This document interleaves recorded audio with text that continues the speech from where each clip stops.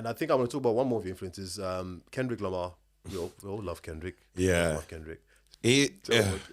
Kendrick, I don't know, man. He's just got me through a lot of difficult times. It's probably the easiest way to explain it. It's just his music. I don't know. Every time I see something new from him, I'm just like, why didn't I think of that? Why didn't I think of that? How did he come up with this idea? Like the video from the recent album where the faces change. They're obviously using I don't know, what's the thing that they called that they use? Deep fake or something like that. They're always also obviously using something from AI, and I was just like, oh my days, like, why didn't I think of that? I definitely could have done that. Like, that's genius, but I didn't think of it.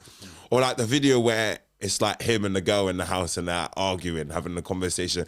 That is, what a concept. Like, do you know what I mean? Like, I was just like, oh, I could have thought of that. Like, do you know what I mean? He thinks of stuff that like a lot of people wouldn't think of, or a lot of people think of, but then they're just like, they never like execute.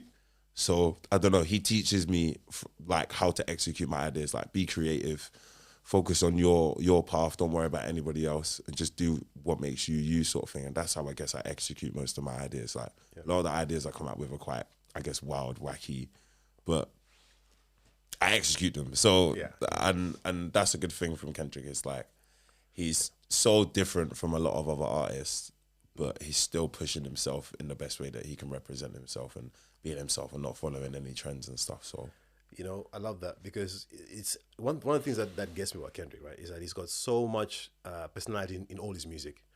You listen to some of his songs of like I think it's his nephew, Baby Keem, and you hear that and you think, oh, this Kendrick guy is all about violence or whatever. You think he's all about like stunting and being swag, and then you hear that album with the I'm forgetting the name of the album, his latest album, where he's got the picture with this holding. I'm forgetting the name. Is it Humble? No, it's not called Humble. It's called that's the name of the lead single. Yeah. But, oh my days! How do I not know the name of the album? That's crazy.